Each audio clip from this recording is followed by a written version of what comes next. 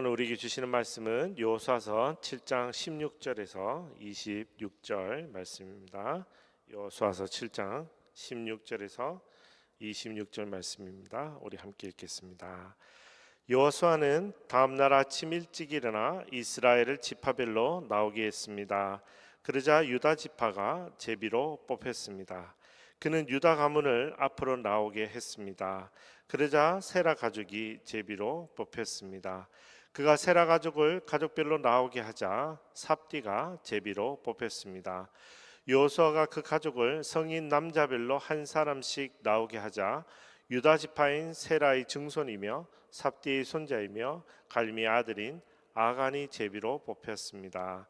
그러자 여호수아가 아간에게 말했습니다. 내 아들아, 이스라엘의 하나님 여호와께 영광을 돌리고 그분을 찬양하여라.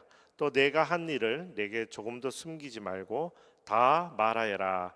아간이 여호수아에게 대답했습니다. 내가 진실로 이스라엘의 하나님 여호와께 죄를 지었습니다. 내가 이러이러하게 했습니다. 전리품 가운데 신할의 아름다운 외투와 은 200세겔과 50세겔 나가는 금덩이 하나를 보고 탐이 나서 가졌습니다. 그것들은 내 장막 안 땅 속에 숨겨져 있고 은은 그 밑에 있습니다. 그러자 여호수아는 사자를 보냈고 그들은 그 장막으로 달려갔습니다. 바로 거기 장막 안에 그 물건들이 숨겨져 있었고 은은 그 밑에 있었습니다. 그들은 그 장막에서 물건들을 취하여 여호수아와 모든 이스라엘 백성에게로 가져왔고 여호와 앞에 그것들을 펼쳐 놓았습니다. 그때 여호수아가 온 이스라엘과 함께 세라의 아들 아간과 그 은과 외투와 금덩이와 아간의 아들과 딸들 그리고 그의 소 나귀 양 그리고 그의 장막과 그가 가진 모든 것을 가지고 아걸 골짜기로 올라갔습니다. 여호수아가 말했습니다. 네가 왜 우리를 괴롭혔느냐? 여호와께서 오늘 너를 괴롭히실 것이다. 그러자 온 이스라엘이 그를 돌로 쳐 죽이고 가족들과 재산들을 돌로 치고 불태웠습니다. 아간 위에 큰 돌무더기를 쌓았습니다. 그리하여 그것이 오늘날까지 남아 있습니다. 그제야 여호와께서는 그 맹렬한 진노를 돌이키셨습니다. 그리하여 그곳 이름이 오늘까지도 아골 골짜기라 불리게 됐습니다. 아멘. 오늘은 불순종의 비극이란 말씀으로 우리 본문 말씀을 살펴보기 원합니다. 우리 본문을 큐티 하시면서 여러분 여리고성 무너지는 장면까지 보셨는데요. 여리고성이 무너질 때 하나님을 경외한 라합과 그의 가족은 구원을 받았습니다. 너무 아름다운 장면입니다. 그런데 여리고성이 무너질 때 하나님께 범죄한 아간과 그의 가족은 멸망하고 있습니다. 너무나도 비참하죠. 라합은 이방인이었지만 믿음으로 구원을 받았습니다. 아간은 하나님의 백성이었지만 불순종으로 멸망합니다. 이 두 장면의 대비는 순종과 불순종의 결과가 얼마나 극명한지 우리에게 잘 보여주고 있습니다. 사랑하는 형제자매 여러분, 우리는 라합의 구원만 기억하며 기뻐하는 경향이 있습니다. 그래서 하나님 믿으면 좋은 일만 생긴다고 생각하기 쉽습니다. 그러나 불순종이 가져오는 심판도 분명히 있습니다. 하나님의 백성이어도 불순종하면 멸망합니다. 이것은 단순히 옛날 이야기로 끝나지 않습니다. 마지막 때에도 믿지 않고 순종하지 않는 자는 반드시 심판을 받는다고 성경은 말하고 있습니다. 예수님의 말씀 마가복음 7장 21절 제가 읽어드릴게요. 내게 주님 주님 하는 사람이라고 다 하늘나라에 들어가는 것이 아니다. 하늘에 계신 내 아버지의 뜻대로 행하는 사람이라야 하늘나라에 들어갈 것이다. 아멘. 우리는 오늘 말씀을 통해서 하나님의 자녀로서 순종하지 못하거나 망설이는 것은 무엇인지 돌아보고요. 기쁨으로 순종하는 우리가 되기를 오늘 말씀을 통해 깨닫기 원합니다. 우리 여호수아서 말씀 통해서 묵상하고 적용의 관점으로 본문을 그러면 살펴보겠습니다. 오늘 본문은 역시 순서대로 묵상하겠습니다. 먼저 16절 17절 읽겠습니다. 여호수아는 다음 날 아침 일찍 일어나 이스라엘을 지파별로 나오게 했습니다. 그러자 유다 지파가 제비로 뽑혔습니다. 그는 유다 가문을 앞으로 나오게 했습니다. 그러자 세라 가족이 제비로 뽑혔습니다.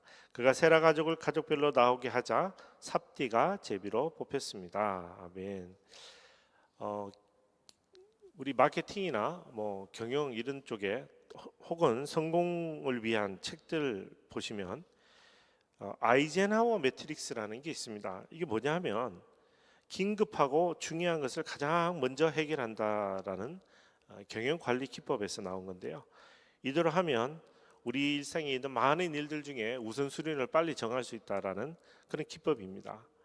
오늘 여호수아도 그 기법처럼 하나님 말씀대로 아침 일찍 모든 이스라엘 사람들을 불러 모읍니다. 이때 아침 일찍이라는 뜻은요, 그 어느 것보다도 이것이 긴급하고 중요하다는 뜻입니다. 지금 이스라엘 백성이 가장 중요한 것은 잠자는 것이 아니고요, 하나님 말씀대로 무언가 잘못된 것, 하나님이 진노를 유발하는 이 잘못을 바로잡는 것이기 때문에 아침 일찍 모든 사람들이 그 일을 우선적으로 하는 것입니다. 그래서 저는 우리 공동체도 아침 일찍 하나님 말씀을 묵상했으면 좋겠습니다. 요즘 제가 큐티 공유를 하고 있는데요, 그 전부터 제가 작성은 하고 있었지만 아침 일찍 여러분 말씀을 통해 하나님 먼저 만나는 여러분 되기를 축복합니다. 18절 19절 읽겠습니다. 여호수아가 그 가족을 성인 남자별로 한 사람씩 나오게 하자 유다 지파인 세라의 증손이며 삽디의 손자이며 갈미의 아들인 아간이 제비로 뽑혔습니다. 그러자 여호수아가 아간에게 말했습니다. 내 아들아, 이스라엘의 하나님 여호와께 영광을 돌리고 그분을 찬양하여라. 또 네가 한 일을 내게 조금도 숨기지 말고 다 말하여라. 아멘. 모든 이스라엘 사람들이 모여서 제비를 뽑습니다. 이때 모든 이스라엘 사람은 성인만 60만 명이 넘는 겁니다. 어마어마한 사람들이 이 한 문제 때문에 모였습니다. 단순히 한 문제라고 제가 말은 했지만 굉장히 심각한 문제였습니다. 그래서 모든 사람이 모여서 제비를 뽑는데, 이 보통 제비 뽑기는 좋은 일에 하는 건데요, 나중에 보시면 본문에 보시면 이스라엘 백성들이 하나님이 주신 땅을 나누기 위해서 제비를 뽑습니다. 근데 오늘은 너무나도 심각하게 나쁜 일을 위해 제비를 뽑습니다. 자, 제비를 뽑았는데요, 12지파 중에 유다 지파가 뽑힙니다.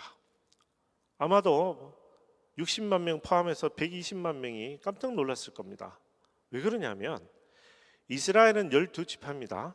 12지파인데 그 중에 육신과 혈통의 장자는 르우벤이죠. 그러나 르우벤은 아버지의 침성을 더럽힌 죄로 장자권을 상실합니다. 자, 그래서 장자권은 요셉이 받습니다. 우리가 족장 시대라고 이야기할 때 아브라함, 이삭, 야곱의 시대라고 이야기하잖아요. 그때 하나 더 붙인다 그러면 요셉입니다. 그래서 아브라함, 이삭, 야곱, 요셉의 하나님인데요. 그런데 야곱이 죽음에 앞서서 축복을 합니다. 12 아들들을 불러다 놓고 축복을 하는데요. 그때 축복에 보면 유다 지파가 실질적인 장자로서 통치권을 갖게 되고 훗날 메시아가 오는 지파가 되는 것입니다. 그래서 다윗 왕에게 주신 언약에 따라 예수님 역시 유다 지파의 후손으로 이 땅에 오게 되시죠. 그러니 이스라엘 백성들에게 유다 지파가 가지는 역할은 영적 지도자 역할인데 오늘 그 지파에서 제비가 뽑혔습니다.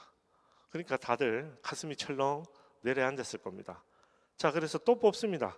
유다 지파 중에 또 뽑았더니 세라의 증손이고 삽디의 손자이며 갈미 아들인 유다 지파 아간이라는 사람이 범인으로 뽑혔습니다. 여리고성에 유일하게 구원받은 라합은 나중에 유다 지파에 속하죠.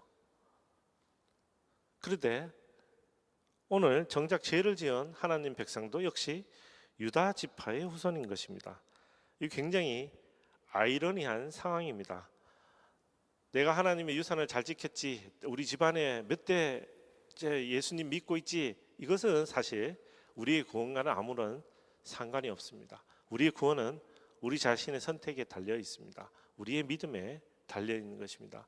오늘 라합과 아간을 보며 이 부분에 대해서 우리도 묵상하시기를 축복합니다. 20절에서 23절 읽겠습니다. 아간이 여호수아에게 대답했습니다. 내가 진실로 이스라엘 하나님 여호와께 죄를 지었습니다. 내가 이러이러하게 했습니다. 어떻게 했냐면 21절 전리품 가운데 신할의 아름다운 외투와 은 200세겔과 50세겔 나가는 금덩이 하나를 보고 탐이 나서 가졌습니다. 그것들은 내 장막 안 땅 속에 숨겨져 있고 은은 그 밑에 있습니다. 그러자 여호수아는 사자를 보냈고 그들은 그 장막으로 달려갔습니다. 바로 거기 장막 안에 그 물건들이 숨겨져 있었고 은은 그 밑에 있었습니다. 그들은 그 장막에서 물건들을 취하여 여호수아와 모든 이스라엘 백성에게로 가져왔고 여호와 앞에 그것들을 펼쳐 놓았습니다. 아멘. 아간이 엄청 훔쳤습니다. 많이 훔친 거죠. 은 200세겔과 금 50세겔을 훔쳤으니까요. 근데 이 장면에서 우리가 주의할 것은 아간은 회개를 했는가라는 겁니다. 아간은 회개를 했는가? 근데 이 본문만 읽어보면 이것도 사실 고백이니까, 그죠? 끝까지 버티지 않고 고백했다고 회개라고 볼 수도 있는가 싶기도 합니다만, 어쨌든 이 아간이라는 사람 자체의 이 이름이 본명인지 실명인지 우리는 정확하게 알 수는 없지만, 아간이라는 뜻이 뭐냐면 문제를 일으키는 사람이라는 뜻입니다. 그래서 태어날 때부터 부모가 문제를 일으키는 사람으로 이름을 짓지는 않았을 것으로 추측합니다만, 어쨌든 이 사람 이름이 지금 아간입니다. 그래서 다른 말로 얘기하면 문제아, 문제아. 우리 금쪽이에 나오는 문제아입니다. 그래서 그냥 그야말로 진짜 큰 문제를 일으켰습니다. 어떤 문제를 일으켰습니까? 탐이 나서 가졌다, 훔쳤다라고 하는데요. 이 탐이 나서 가진 것이 하나님께 바쳐진 것을 훔친 것이 되죠. 그러면 10계명으로만 따져도 제 10계명에 탐하지 말고 제 8계명에 도둑질하지 말고 다 어긴 겁니다. 하나님 이름을 그죠? 하나님 이름을 더럽힌 사람이 된 거죠. 그래서 문자 그대로 10계명을 어긴 사람이 바로 이 아간입니다. 그래서 이 아간이 어떤 결과를 맞이합니까? 24절 26절. 그때 여호수아가 온 이스라엘과 함께 세라의 아들 아간과 그 은과 외투와 금덩이와 아간의 아들과 딸들 그리고 그의 소, 나귀, 양 그리고 그 장막과 그가 가진 모든 것을 가지고 아골 골짜기로 올라갔습니다. 여호수아가 말했습니다. 네가 왜 우리를 괴롭혔느냐? 여호와께서 오늘 너를 괴롭히실 것이다. 그러자 온 이스라엘이 그를 돌로 쳐 죽이고 가족들과 재산들을 돌로 치고 불태웠습니다. 아간이의 큰 돌무더기를 쌓았습니다. 그리하여 그것이 오늘날까지 남아 있습니다. 그제야 여호와께서는 그 맹렬한 진노를 돌이키셨습니다. 그리하여 그곳 이름이 오늘까지도 아골 골짜기라 불리게 됐습니다. 아멘. 이 문제아라는 이름을 가진 아간의 죄 때문에 아간만 죽은 게 아니죠. 오늘 가족, 그러니까 뭐 아내, 아이들 다 포함한 겁니다. 그의 소유, 아까 보시니까 장막까지, 그죠? 근데 가축까지 모두 아골 골짜기에서 돌을 맞아 죽고 불태워집니다. 많은 무신론자들이 혹은 일부 그리스도인들조차도 이 장면을 보고 하나님이 잔인하다, 매정하다라고 이야기하는 것을 제가 많이 봤습니다. 많이 듣기도 합니다. 사랑의 하나님은 어디 가셨냐? 그렇게 이야기하는 사람 많았습니다. 애굽에서 건져낼 때는 언제고 요단강 건널 때는 언제고 왜 이런 일로 죽이느냐? 아간 회개한 거 아니냐? 이 정도면 법정에서 회개한 거 아니냐? 그럼 법정에서 용서해야지.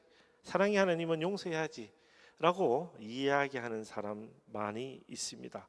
그런데 그렇게 보시면 이것은 굉장히 심각한 논리적 오류입니다. 자, 우리는 지금 아간의 잘못이 무엇인지 집중해야 합니다. 이 문제아의 잘못이 무엇이었고 이 문제가 얼마나 심각한 건지 오늘 성경은 우리에게 말하는 것입니다. 아간의 잘못에 대해서 하나님이 심판하신 것을 비난하는 그런 권리는 우리에게 없습니다. 만약 아간이 잘못을 회개했다면 그 전날 이건 제 개인적인 생각이긴 합니다만 그 전날 여호수아를 찾아가서 독대해서 회개를 하든지, 그죠? 제비 뽑기 전에 하든지. 근데 마지막 때 그의 죄가 드러났습니다. 이것은 마지막 심판을 우리에게 보여주는 모습이기도 합니다. 여러분, 천국 앞에 이미 서면 끝난 겁니다. 그 전에 이 땅에 사는 동안 내가 예수 그리스도를 믿고 구원을 얻는 것이지, 천국의 마지막 순간에 가서 제 지금부터 예수님 믿을게요 라고 이야기하면 그때는 늦은 거라는 겁니다. 그러니 오늘 본문은 심판의 때에 우리가 어떤 죄를 받는지, 그리고 왜 우리가 죄를 받는지를 바라보는 성경의 말씀입니다. 여러분, 아간은요 하나님의 백성이었습니다. 이미 구원받은 자였던 것으로 우리는 볼 수 있지만 그는 하나님이 통치를 벗어나 제멋대로 제 갈 길을 갔더니 아까 마가복음 말씀처럼 그에 합당한 결과를 받은 것입니다. 아간은 하나님의 백성으로서 구원의 대상이었는데 스스로 죄를 지었습니다. 마치 아담과 하와가 뱀의 유혹에 빠져 죄를 지은 것과 같은 그런 모습입니다. 그랬더니 하나님이 아담과 하와를 에덴 동산에서 쫓아내셨습니다. 지금 아간은 하나님의 에덴 동산, 제2의 에덴 동산인 가나안 땅에 들어갈 자격이 없는 자입니다. 그래서 그는 진멸의 대상이 되었습니다. 여리고 성의 모든 백성과 가축까지 진멸하셨습니다. 모든 것을 하나님이 없애셨습니다. 그 진멸의 대상으로 오늘 아간도 그렇게 된 것입니다. 사랑하는 성도 여러분, 죄라는 것이 이렇게 무서운 겁니다. 죄라는 것이 이렇게 무서운 겁니다. 우리 내일도 죄에 대해서 살펴보겠지만 죄를 지어도 회개하면 되는 거 아니냐라고 따질 수도 있겠죠. 예, 맞습니다. 회개하면 하나님 용서하십니다. 그러나 하나님이 용서하실지 아니실지는 우리는 판단할 수 없습니다. 왜? 용서도 하나님께 속한 겁니다. 그래서 언제 어떻게 하나님이 용서하실 것인지 그것은 하나님께 달려 있는 것이지, 우리가 어떤 상황을 보고 왜 하나님 용서 안 하십니까? 용서하셔야죠 라고 할 수 있는 권리도 없고 우리는 그렇게 할 자격도 없는 자들입니다. 우리가 구원받은 것이 오히려 은혜인 겁니다. 전도 현장 가면 이렇게 얘기하는 분이 많습니다. 그래요, 좋아요. 그러면 내가 지금 예수 믿고 구원받는 건 좋은데 저기 어디 먼 나라에 어디 나라 지칭하면서 그 나라 백성들은 지금 예수님 구원 안 해요? 그 사람 구원하면 내가 더 믿을게요 라고 얘기하는 사람이 많습니다. 그러나 구원은 하나님이 우리에게 베풀어 주시는 겁니다. 그래서 내가 구원받는데 나와 하나님과의 관계인 것이지 저 멀리 사는 다른 사람의 구원과 저의 구원은 아무런 상관이 없는 겁니다. 하나님이 나에게 주시는 선물인 것이죠. 그래서 오늘 본문을 읽어보면 아간은 분명히 죽을 죄를 지은 것이고 그에 합당한 결과를 받은 것입니다. 마치 여리고성에서 라합을 제외하고 모든 사람이 진멸된 것과 같은 것입니다. 하나님 분명히 오늘 말씀하십니다. 하나님의 백성이라도 하나님의 통치를 벗어나 스스로 죄를 지으면 하나님의 진멸의 대상이 된다라고 오늘 우리에게 말씀하시는 것이죠. 예수님이 오신 이후에 우리는 신약의 시대에 살고 있으니까 예수 이름만 믿으면 구원받는다고 막 이렇게 이야기하는 사람 많은데요. 아닙니다. 아무리 죄를 지어도 천국 갈 것이라고 주장하는 사람이 있는데요. 아닙니다. 마태복음 7장 21절 다시 읽어드릴까요? 내게 주님, 주님 하는 사람이라고 다 하늘나라에 들어가는 것이 아니다. 하늘에 계신 내 아버지의 뜻대로 행하는 사람이라야 하늘나라에 들어갈 것이다. 아멘. 이것이 바로 오늘 성경이 우리에게 말씀하시는 것입니다. 사랑하는 성도 여러분, 하늘에 계신 하나님 아버지의 뜻대로 행하는 여러분 되기를 간절히 축복합니다. 여러분의 뜻대로 행하는 것이 아닙니다. 여러분의 뜻대로 구원을, 여러분의 뜻대로 하늘나라 가는 것이 아닙니다. 우리의 구원은 오직 하나님께 속한 것입니다. 자, 이제 말씀을 정리해 볼까요? 우리 먼저 묵상의 관점에서 오늘 본문 16절부터 살펴보겠습니다. 우리는 어떤 하나님을 찾을 수 있습니까? 16절, 이스라엘을 지파별로 구분해 주신 하나님. 오늘 본문하고 큰 연관은 없지만 하나님이 지파별로 다 나누어 놓으셨습니다. 여기에도 사실 성경에 보면 신학적인 의미가 다 있습니다. 우리에게도 하나님이 지파별로 나누신 게 있죠. 사역별로 혹은 성격별로 교회 내에도 보면 하나님이 구분해 주시는 것이 있습니다. 그러면 기뻐하고 내가 그 구분에 들어간 것을 다른 사람을 시기하거나 질투하거나 그럴 필요는 없죠. 또 16절에 보면 유다 지파가 뽑힙니다. 이게 참 슬픈 일이죠. 그죠? 아까 말씀드렸지만 라합은 유다 지파에 속하는데 정작 유다 지파인 아간은 유다 지파의 잘못된 사람으로 오늘 뽑힙니다. 세라 가족, 삽디 가족, 그죠? 17절에 그 가족을 뽑히게 하십니다. 여러분, 이 제비뽑기, 성경에 특히 제비뽑기는 하나님의 주권 안에 있습니다. 하나님이 주권을 상징합니다. 그래서 오늘 17절에 보니까 세라 가족, 삽디 가족을 뽑히게 하시는 하나님. 그래서 어디까지 떨어집니까? 18절. 네, 아간까지 갑니다. 아간을 뽑히게 하시는 하나님. 이 장면을 보고 많은 분들이 궁금해하거나 질문하는 우리 어린 친구들도 있어요. 아니 목사님, 그냥 아간을 뽑으시면 안 됩니까? 맞아요. 그렇게 하셔도 돼요. 아간이라고 하나님이 지적하셨어도 되는 거죠. 근데 이 많은 시간을 들여서, 공을 들여서 하나님이 보여주시는 것은 죄라는 것이 이렇게 무서운 것이라는 것을 우리에게 말씀하시는, 그래서 오늘 죄가 무엇인지 다시 드러내게 하시는 하나님, 특히 18절에 죄인을 특정하시는 하나님, 모든 것을 알고 계시는 하나님, 이런 하나님을 우리 오늘 발견할 수 있습니다. 19절에도 보면 영광과 찬양을 먼저 돌려라 라고 여호수아가 선포합니다. 그렇죠? 영광과 찬양을 받기에 합당하신 하나님, 심판대에 서신 하나님은 공정하신 공의의 하나님이십니다. 심판대에 서신 하나님은 영광과 찬양을 받기에 합당하신 하나님입니다. 우리를 구원하실 때도 영광과 찬양을 받으시고요, 우리를 심판하실 때도 영광과 찬양을 받으시기에 합당하신 하나님이시죠. 또 19절 읽어보면 무엇이든지 숨길 수 없는 하나님, 무엇이든지 숨길 수 없는 하나님. 제가 지난번에도 말씀드렸는데 우리 아이 어릴 때 제가 하나님은 모든 것을 다 지켜보고 계셔라고 얘기했더니 우리 아이가 엄청 무서웠다고 그러더라고요. 왜냐하면 CCTV처럼 다 보고 있으니까, 그죠? 막 무슨 생각을 해도, 나쁜 생각을 해도 하나님 알고 계시고, 내가 잠깐 뭔가 잘못을 해도 하나님 알고 계시고. 근데 하나님 알고 계신다는 것은 실은 우리를 돌보시기 위해 알고 계시는 거죠. 근데 우리는 우리가 죄를 지었기 때문에 하나님이 무서워지는 것뿐입니다. 20절에 보면 죄를 짓는다라는 표현이 나오죠. 죄를 짓는다, 하나님께 죄를 짓는다. 이 얘기는 하나님은 죄를 창조하지 않으셨습니다 라는 뜻입니다. 죄는 하나님이 창조하신 게 아니죠. 그러니 우리가 하나님께 죄를 짓는 것이 되는 거죠. 하나님이 창조하셨다면 우리가 죄를 짓는 게 아니죠, 그죠? 그런데 오늘 죄를 창조하시 않으신 하나님, 21절에 모든 것의 주인 되신 하나님, 그죠? 모든 것의 주인이십니다. 22절 23절 죄가 만천하에게 드러나게 하시는 하나님.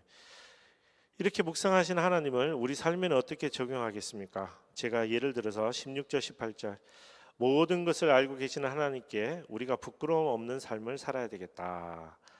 혹시 오늘 숨어서 짓는 죄가 있다면 회개합시다. 제비뽑기도 하나님의 손 안에 있습니다. 우리의 모든 삶의 모든 것이 하나님의 섭리 안에 있음을 인정하고 오히려 평안을 얻읍시다. 이렇게 적용해 봤고요. 19절에도 이 아침도 하나님을 찬양합시다. 모든 영광을 돌립시다. 하나님 앞에는 어떤 것도 숨길 수 없음을 인정합시다 라고 제가 적어봤습니다. 특별히 오늘 누구를 만나든 겉과 속이 동일하게 행동하겠습니다. 이게 적용입니다. 겉과 속이 동일한 모습으로. 하나님 다 알고 계시니까 제가 아무리 잘 꾸며본들 무슨 소용이 있겠습니까? 하나님이 다 알고 계시니까. 20절 죄는 내가 짓는 것이다 라는 팩트를 인정합시다. 죄는 내가 짓는 겁니다. 죄는 결코 하나님이 죄를 짓게 하시지 않으십니다. 하나님이 우리를 시험하신다는 용어는 죄를 짓는 것과 무관한 용어입니다. 나중에 또 설명하겠습니다만, 그래서 죄는 제가 짓는 겁니다. 그런데도 하나님이 나를 사랑하시죠. 또 하나님이 나를 사랑하신다는 것을 알고 있는데도 왜 우리는 죄를 짓는 것일까요? 그죠? 하나님이 나를 사랑하시는 것 분명히 알고 있는데 왜 우리는 죄를 짓는 것일까요? 죄가 이렇게 무서운 것입니다. 21절 모든 것의 주인이 되신 하나님을 인정하자. 모든 것의 주인이신 하나님을 인정하자. 최근에 어느 분이 헌금 얘기를 잠깐 하셨는데, 헌금은 하나님을 인정해야 드릴 수 있는 겁니다. 하나님이 나의 모든 것을 책임지신다는 것을 인정해야 드리는 겁니다. 하나님이 나에게 10개를 주셨다고 믿어야 1개를 드릴 수 있는 겁니다. 헌금은 그냥 단순히 뭐 의무감, 책임감, 뭐 헌금하면 복을 받습니다라는 그런 그냥 골든룰을 따르는 것이 아니고요. 헌금은 하나님이 나의 모든 것을 책임지신다는 믿음, 그 인정할 때 드릴 수 있는 겁니다. 그래서 감사의 예물인 거죠. 또한 헌금은 특권입니다. 왜냐하면 하나님을 인정하는 자만이 헌금을 드릴 수 있는 거거든요. 아간이 하나님을 진정 믿었다면 이거 훔칠 생각 할 필요가 있습니까? 하나님 다 먹여주시고, 실제로 이스라엘 백성들이 40년 광야 생활하며 먹는 거, 입는 거 다 하나님 책임지셨잖아요. 신발에 발도 헤어지지 않고 옷도 헤어지지 않았다 그랬습니다. 그런 하나님의 전적인 것을 믿었다면 아간이 그런 선택을 할 수 없겠죠. 우리도 똑같습니다. 우리도 하나님이 10개를 주신 것에 감사하면 한 개를 드리는 것입니다. 그리고 그 한 개를 드리면 어떻습니까? 하나님이 쓰십니까? 하나님 꿀꺽하십니까? 아니잖아요. 또 우리 공동체를 위해서 쓰고 세상에 헐벗고 고통 가운데 있는 자들을 위해서 복음을 전하기 위해서 우리가 쓰고 있습니다. 헌금은 그런 것이죠. 22절 23절 죄는 끝까지 숨길 수가 없음을 깨달아야 합니다. 오늘 바로 이 시간 즉시 회개하는 여러분들을 축복합니다. 그러면 완전하게 용서하십니다. 아가는 그때 회개했는데 왜 용서 안 합니까? 라는 질문은 아까 제가 설명했습니다. 그 질문 자체는 논리적 모순입니다. 그거 아니죠. 이미 끝난 겁니다. 그 자리에 선 겁니다. 그러나 우리는 아직 천국 가지도 않았고요, 죽지도 않았고 심판에 대해 여호와의 날에 서지 않았습니다. 우리는 아직 심판 때에 서지 않았으니 우리는 지금 회개할 수 있습니다. 그래서 제가 오늘 특별히 이 방송 보시는 분들에게도 말씀드립니다. 오늘 하나님 앞에 부끄럽게도 숨기고 있는 죄가 있다면 꼭 회개하시고 하나님 앞에 용서받는 여러분 되기를 축복합니다. 자, 이제 마지막으로 오늘 말씀을 읽고 여러분, 나는 하나님의 거룩함을 진지하게 생각하고 있는지 돌이켜 보시고, 나는 내 삶의 어느 곳에서 불순종의 유혹을 받고 있는지, 그게 돈인지 자녀인지 내 신분인지 재산인지 돌이켜 보시고 점검해 보시고, 오늘 내가 하나님의 전적인 순종을 향해 내가 할 수 있는 것은 그 한 걸음은 무엇인지 결정하고 결단하셔서 오늘 여러분의 삶에 묵상하고 적용하는 여러분 되기를 간절히 축복합니다. 우리 함께 기도하고 예배를 마치겠습니다.